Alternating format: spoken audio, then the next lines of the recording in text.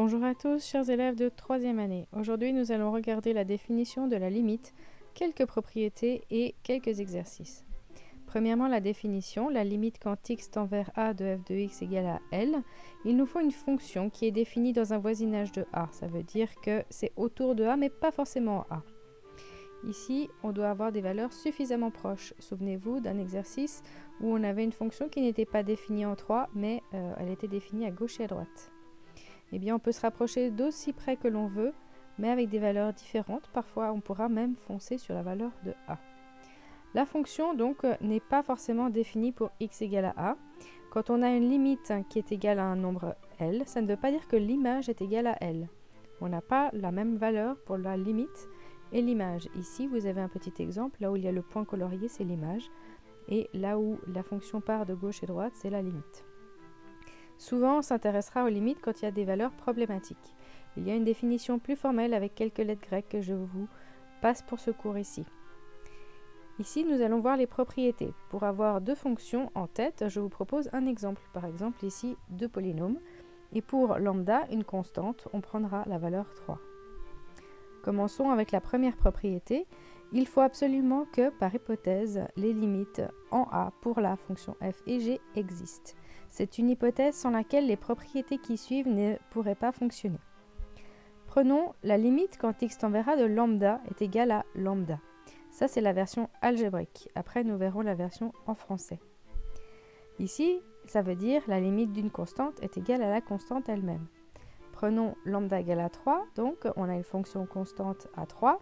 Prenons un nombre a, à gauche et à droite, peu importe, si je m'approche, eh bien je vais foncer à chaque fois sur la hauteur 3. On a donc compris que la limite de 3 est égale à 3. Si j'ai la limite d'une somme, eh bien c'est la somme des limites.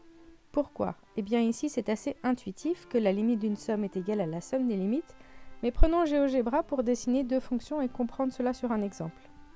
Ici, je prends une fonction f et une fonction g. Leur addition deviendra une fonction que nous appellerons h avec l'addition de ces deux-là. Étudions par exemple la limite en moins 1. La limite quand x tend vers moins 1 de f, ici f est donc en vert, vous voyez c'est moins 1. Pour g, eh bien c'est 1, et quand on additionne ces deux-là, eh bien on obtient la limite de f plus la limite de g, moins 1 plus 1, 0. Mais si on fait d'abord l'addition des deux, eh bien on voit qu'on obtient la fonction qui est rouge et elle a exactement la limite 0. Si on a un lambda à l'intérieur d'une limite, eh bien il peut sortir puisqu'il ne dépend pas de x. Le lambda peut sortir de la limite. C'est très pratique quand on veut simplifier des calculs. Donc c'est une propriété facile à utiliser. Ensuite, la limite d'un produit est égale au produit des limites, c'est toujours pour autant que les limites existent séparément. La limite d'un quotient est égale au quotient des limites, pour autant que les limites existent et qu'au dénominateur, ça ne soit pas égal à 0. Et enfin, la propriété des racines, nous ne l'utilisons pas souvent. Passons à la propriété qui est la plus facile. Une fonction polynomiale ou rationnelle n'ayant pas de problème de domaine en la valeur de la limite. Par exemple, ici, vous avez des exemples qui sont à noter. Vous pouvez prendre aussi pour la fonction rationnelle x sur x plus 3 avec une valeur autre que moins 3, eh bien, pas de problème de domaine. On pourra donc faire quoi ? On pourra simplement remplacer la limite par son image. Donc, en résumé, la propriété à retenir, quand il n'y a pas de problème de domaine, que la fonction, on le verra après, est continue, eh bien, on dit que la limite est égale à l'image. C'est ce que nous étudions dans l'exercice suivant. Ici, on a une limite à 4 pour la valeur 10, c'est facile, ça vaut 10. Pour le polynôme, il n'y a pas de problème. On peut décider de séparer ça en somme et en différence avec la propriété 2.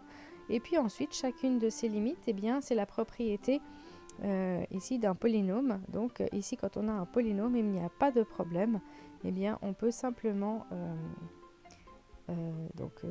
calculer l'image. Pour la constante, eh bien, on retrouvait ici qu'elle était égale à elle-même, cette limite, cette constante. Petite parenthèse concernant les parenthèses, il faut bien faire attention à les mettre quand on a, donc ici vous voyez une parenthèse puisqu'on avait toute une somme. Dès qu'on a séparé, on n'avait plus des parenthèses. Donc attention aux parenthèses puisque la limite est à portée limitée. Pour l'exemple suivant, c'est le même mais avec une valeur en A. Donc on pourrait aussi directement utiliser la propriété 7. Puisqu'il n'y a pas de problème de domaine, qu'on a une fonction polynomiale, on calcule directement l'image. Propriété suivante, on peut séparer en la limite d'un produit est égale au produit des limites, puisque les deux limites existent sans problème. À l'aide encore de la propriété 7, nous avons à calculer l'image. Attention, moins 1 au carré, il faut mettre des parenthèses, mais le carré est en dehors des parenthèses. Enfin, une fraction et le domaine ne pose pas problème puisque moins 2 est dans le domaine. Et on peut simplement de nouveau, encore une fois, calculer l'image.